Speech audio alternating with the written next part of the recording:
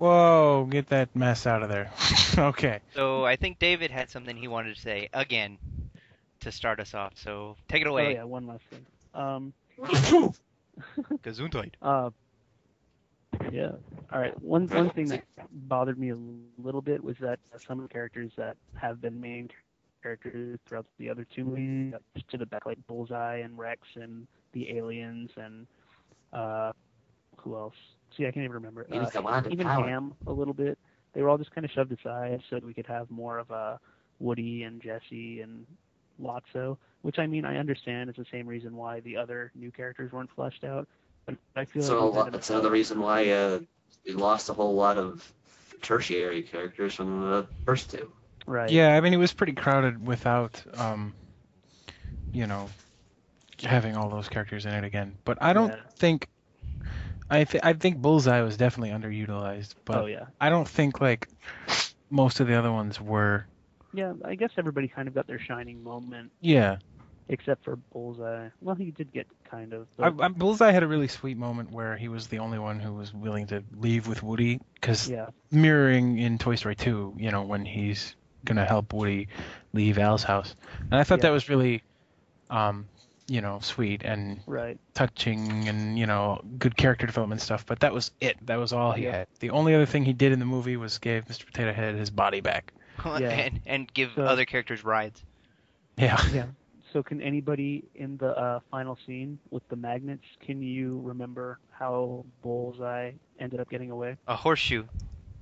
That's right. I couldn't, for the life of me, remember how he ended up getting away. I didn't even remember him in that scene because I thought that he was so, just underused in the rest of the movie. And so I had to specifically look for him in that scene to find out what happened. There's So I don't know. actually there's another moment with Bullseye that I really like, but we'll talk about that when the time comes. But I wanted to Oh, okay. keep talking about what you were talking about. The movie was all. If you count each alien separately, which I know most people don't, but if you do, there's already 12 main characters in that Right. key group. And then there's also Barbiekin and Lotso, which are the only other new characters that really get any sort of development or time on screen. So that's, Yeah. 15 characters that they have to deal with in an hour and a half long time. So, I mean, Yeah. it's understandable that each of No, I the understand. other characters didn't really get their all that much time. But I mean, I think they all got their Yeah. moments. Mr. Tortilla Head and Mrs. Potato Head has come a long way. I've mentioned this multiple times. Yeah. How in the She had a much bigger role. in the first She's more like Estelle Harris. movie she was just a joke.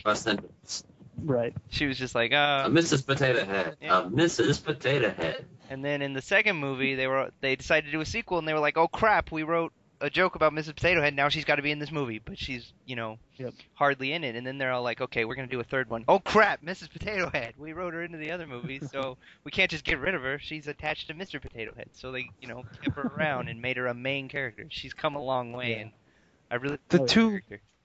the two Potato Heads had some great moments together in this movie. Like, they're really funny and they have good like chemistry Yeah. with each other.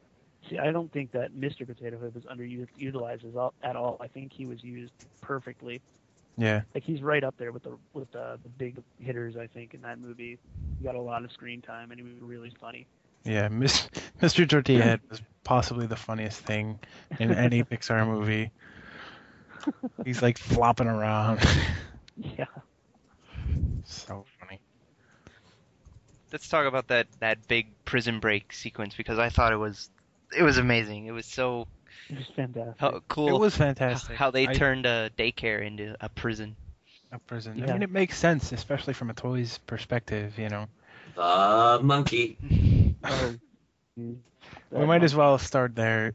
I just want to say I went into this movie fully expecting to be creeped out by Big Baby, and I Yeah. was, but I had no idea what was in store for me with the Symbol Monkey, because I was like, "Ah," and it's even worse in 3D because his eyes are like coming right at your face, and I was like, "Oh my God!" Beady. His Terrifying. beady little eyes. I love the chatter telephone. The chatter, He's cool. the Yeah. chatter telephone's awesome.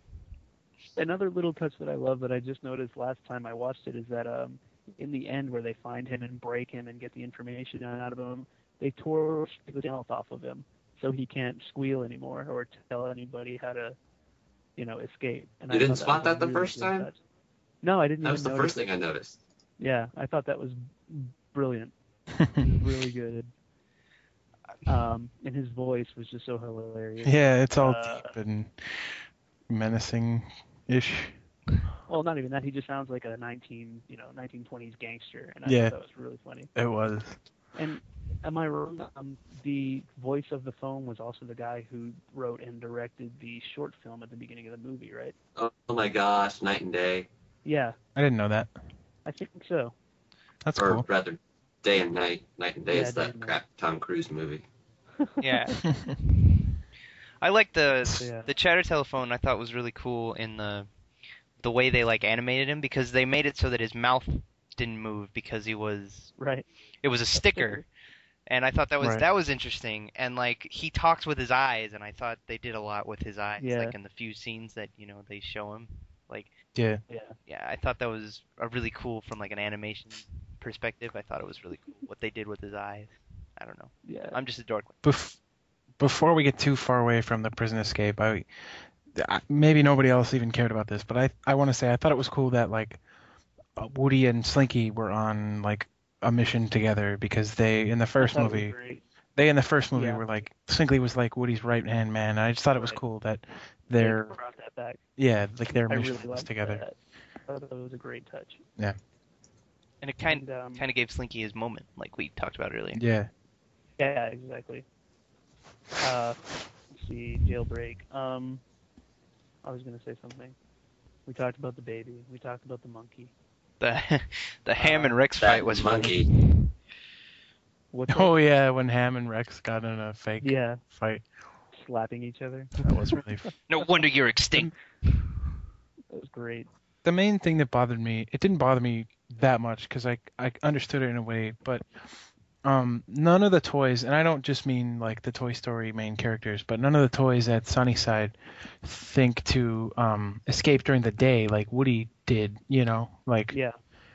I know they made a big to-do about how lucky Woody got, and he did because, he ended up in the bathroom where there's no security cameras and all this stuff. He did get very lucky, but it would be easier to escape during the day when Lotso and his goons are, being played with. Yeah. So I thought that was kind of odd that like nobody thought that was a good idea. Here's a really funny poll that I read. They make the big deal about the monkey watching the cameras all the time when the night before Buzz is able to sneak out of the room and follow them to the snack machine. Right. I never So noticed that. was really Hey, Yeah. I mean, I don't know. Mentally, I was like, well, maybe the monkey did see it, and that's how the baby found it there. So I kind of thought that was kind of funny. Well, well, it just didn't look like he was escaping. I kind of, well, I'm not gonna say that I thought that what you just said, like he did in relation to Big Baby, but as I was watching it, and when they eventually revealed the monkey later, I kind of went back in my head and was like, oh well, okay, Yeah. maybe the monkey just didn't, he didn't think Buzz was escaping or whatever. He was off It didn't duty bother that day. That's why. Yeah, but Give the monkey a break. Speaking of the monkey, Good job, monkey. Did you notice, David, when one of the 4 times that you saw it, that Bonnie is actually playing with the monkey when you're first introduced to the character? Yeah. I think that is the worst thing ever because how could she possibly want to play with that thing? I like that they hit its face in all the close-ups. So you don't really see it until Yeah, later. in that scene with Bonnie, you never see its face. No, you see it, but only if you're looking for it. I noticed that my second time. Which means you were looking for it. I was looking for it. Oh man, Anyway- that monkey. Anyway, that's enough talk of the monkey. I gotta end it again, so All right. we'll carry on. Wayward Sons.